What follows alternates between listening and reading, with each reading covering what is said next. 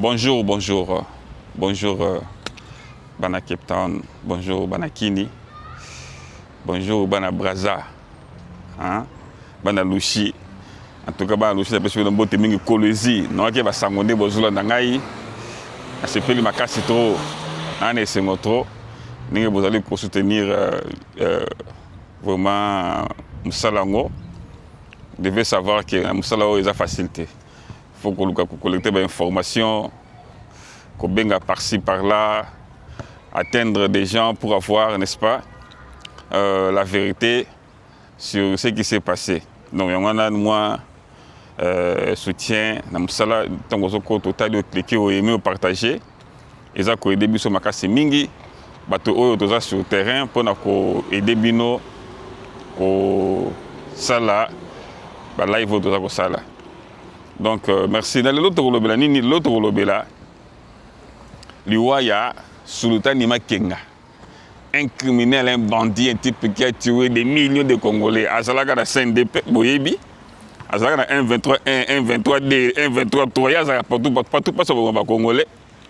Yazaka Nekawana, Sultan Nima Kenga.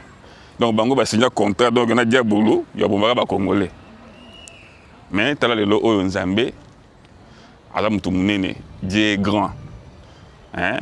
Il y a un vu on parle de Dieu est grand, l'homme est petit. Sultan Nima Kenga, Adaï. Butu ya koyoka biyoki la batwazo ba azukaki o bona boilelo ne la pesa bino précision.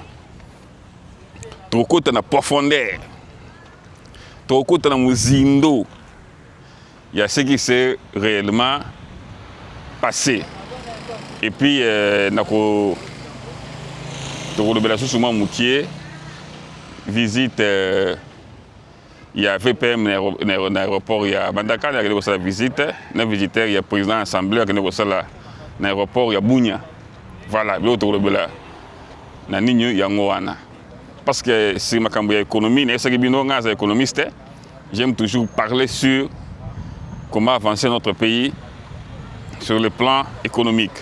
Comment avancer notre pays pour que les lots soient à un niveau international bien connu.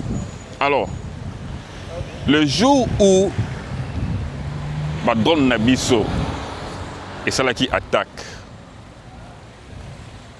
na Boutou à 3h du matin, tant que Badron est celle qui attaque, pour attaquer, rassemblement criminel ou en tant que le plan na Roubaï na ferme à Général Gaïzi.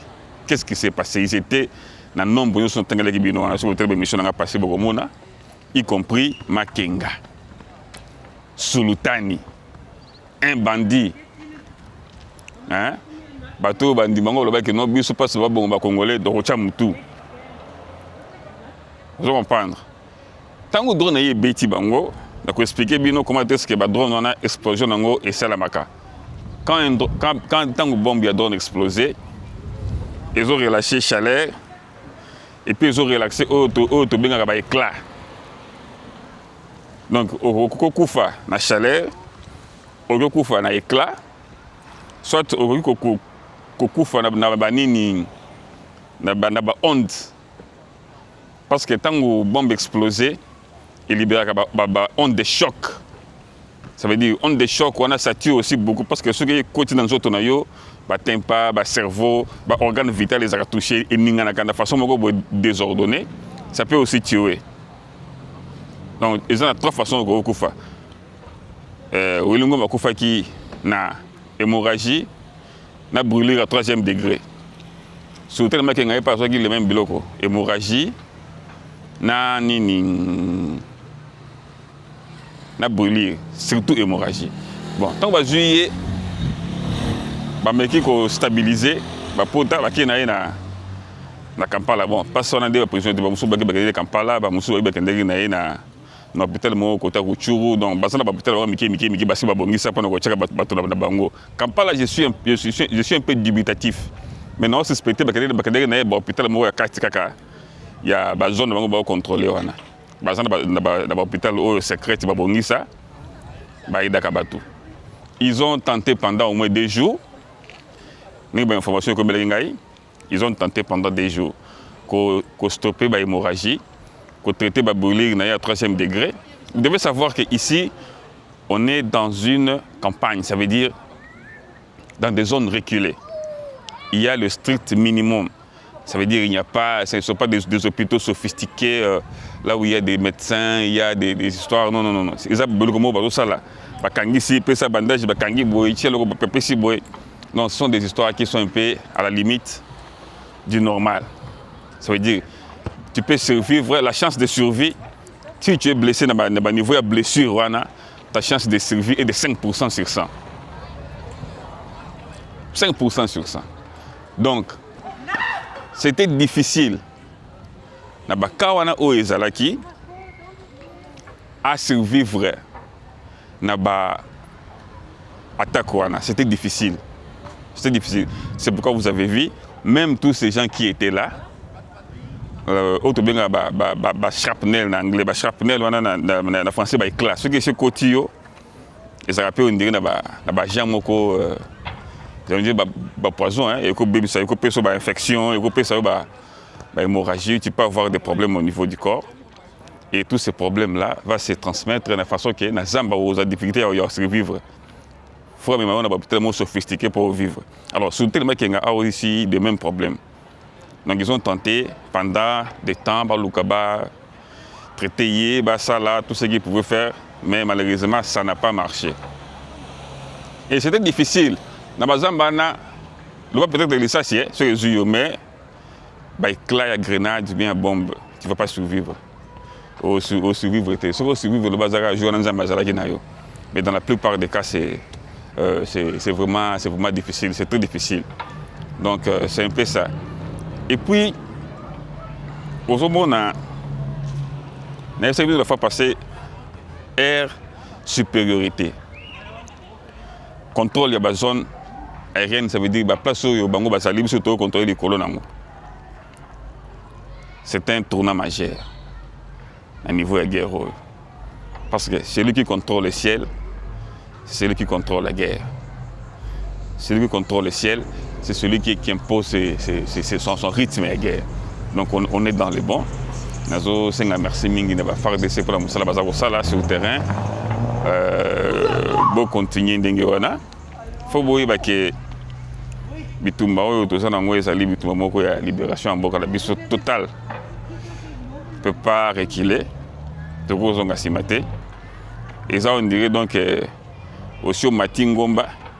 Au Matingomba etikali siko bo sili sangomba pour vous assurer panta kokita. On a panta na suka. Pour aussi sangomba n'est pas passé des guerres au niveau kendele. Donc si tu mati déjà ngomba to bisa da suka pour to sili sa pantuana to kita sikoyo pour makambono so ezala un peu yakofungama. Donc sur tellement kenga selon mes informations que on a recevoir sur tellement kenga akufi na ba hémorragie na ba infection ba potana zo ki ona et c'est infecté qui est sali et puis après bon akufi programme où va faire des sévations comme nango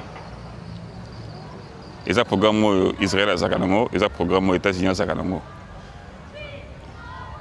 Donc je sais que bazala ba renseignement sophistiqué, je sais que bazala na ba drone moko y attaque ya makasi.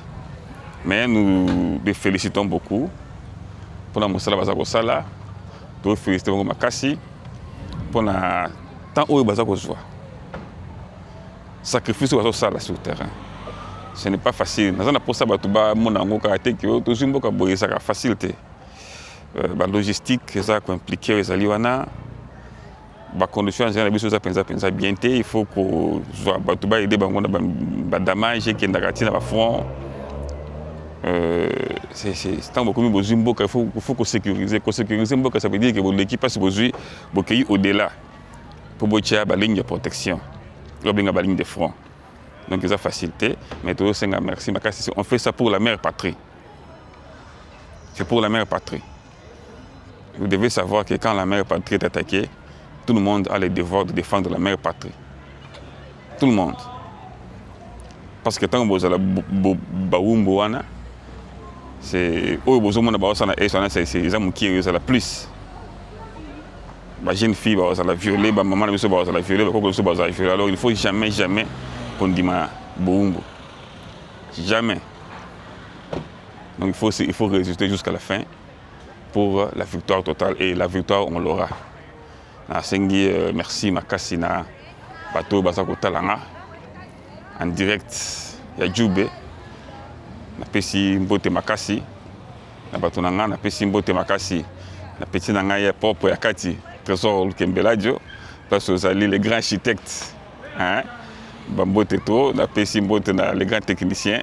Bienvenue Lukembeladio, yebi lili ya kati, hein, napesi merci makasi. Vi nanga na kati à Londres, hein, vi nanga désastre wambalu basonge. Vie des as basonge tant que zoye bato mona basonge nezali to songa merci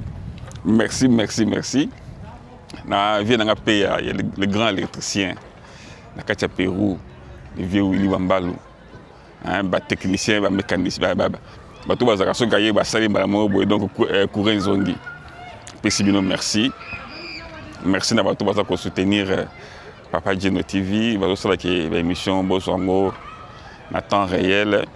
Donc c'est peu ça. Mais n'a pas vu le Cambodge, Aimé Boji, président du Parlement, a voyagé à Kinabounia, Bakutana Kina général Nabiso Yabounia, a visité, a CPL Makasi dans l'infrastructure Nengue Salami. Donc il faut voir que le Moko na vice-président Nabiso ya transport. J'appelle même Bana Kendeki en Équateur. À Kendeki au Tala Baïta, il y a aéroport, on a besoin de paysans à l'État. Mais il y a un aéroport, on a besoin de faire au moins dans chaque province, au moins 2 aéroports à miner. Parce qu'on n'a pas de route. Tout ça, l'infrastructure est en alors nous devons, il faut tout bon ça. Aéroport, on a besoin. Il faut que nous ayons des aéroports qui sont un peu, ils ont facilité l'échange des biens. Parce que sur l'aéroport des salités, alors les bandres sont comme enclavés.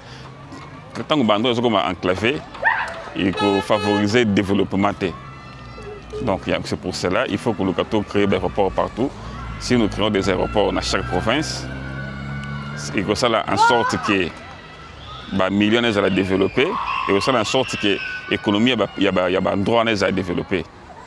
Tout ça, il faut qu'il y ait, n'est-ce pas, des aéroports. Les aéroports vont occasionner le développement de l'infrastructure. Donc, merci. Makasi, nous avons favorisé le président Fachi Beton, nous avons favorisé la construction de l'aéroport.